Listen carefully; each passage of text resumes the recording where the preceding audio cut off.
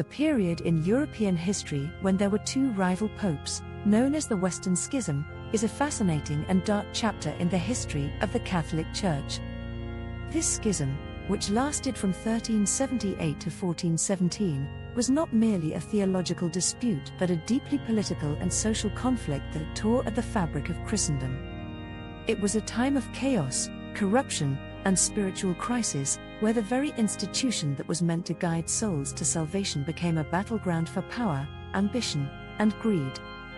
The causes of the schism were rooted in the complex interplay of politics, religion, and human frailty, and its resolution was as much a product of compromise and pragmatism as it was of divine intervention.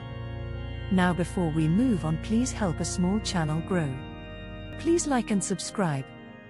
If you have any comments, good or bad, leave them below. Back to the story. The causes of the schism. The seeds of the Western Schism were sown long before the actual division occurred. The papacy in the 14th century was already in a precarious position.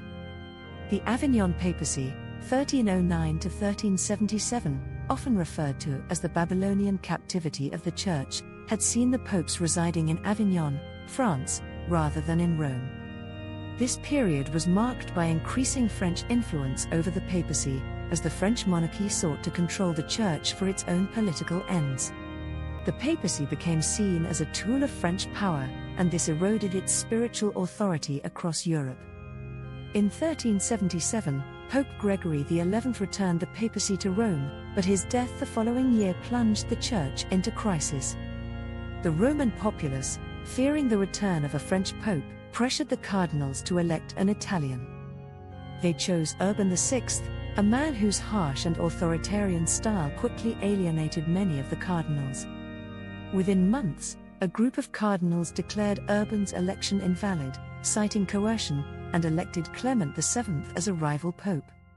Clement returned to Avignon, and thus began the schism. The schism was not merely a dispute over who was the legitimate pope, it was a reflection of deeper fractures within the Church and European society. The Church was increasingly seen as corrupt, with its leaders more concerned with wealth and power than with spiritual matters. The rise of nation-states and the growing power of secular rulers further complicated the situation, as different monarchs backed different popes for their own political advantage. France, Scotland, and Castile supported Clement in Avignon, while England, the Holy Roman Empire, and much of Italy backed Urban in Rome.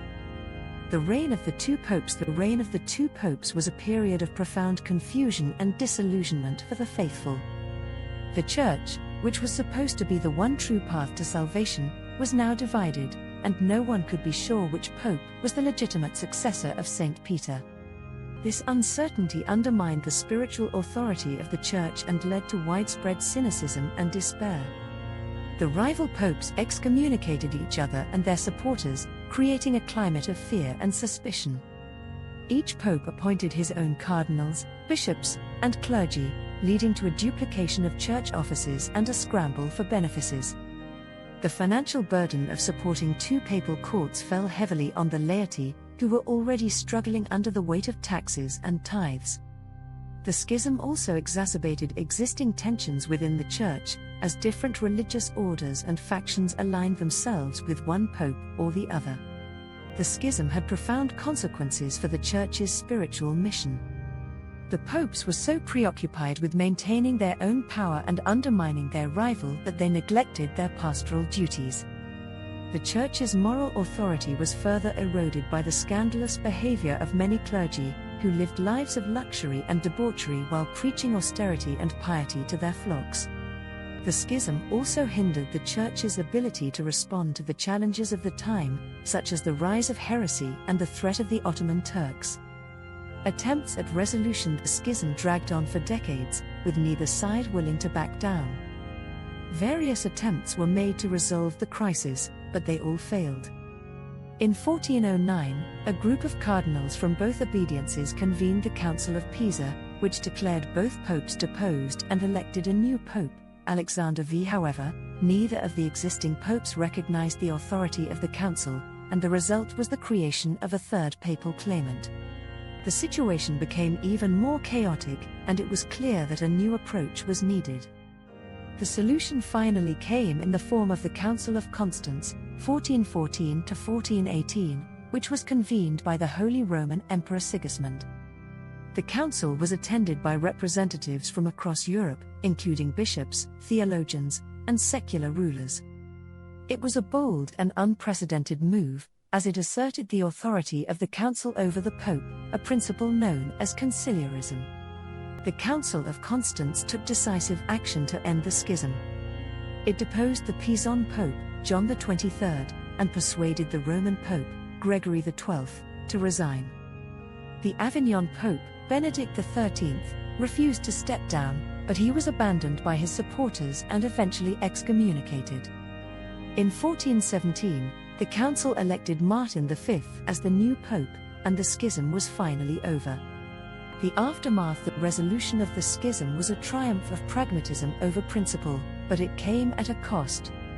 The Council of Constance had asserted the authority of the council over the Pope, but this principle was quickly abandoned once the schism was resolved. The Papacy reasserted its supremacy, and the conciliar movement was effectively crushed.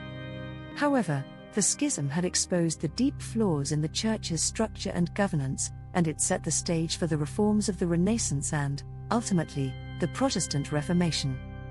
The schism also had a profound impact on the faithful. The sight of the Church divided and its leaders embroiled in petty squabbles led many to question the very foundations of their faith. The schism contributed to the rise of popular religious movements, such as the Hussites in Bohemia, who sought a more personal and direct relationship with God. It also fueled calls for reform within the Church, as many recognized that the institution had become too worldly and corrupt. In the end, the Western Schism was a dark and painful chapter in the history of the Catholic Church, but it was also a necessary one. It forced the Church to confront its own failings and to recognize the need for change. The schism was a reminder that even the most sacred institutions are not immune to the corrupting influence of power and ambition, and that true reform can only come from within. The resolution of the schism was not a perfect solution, but it was a step towards a more humble and self-aware Church, one that recognized its own imperfections and sought to address them. Please like and subscribe.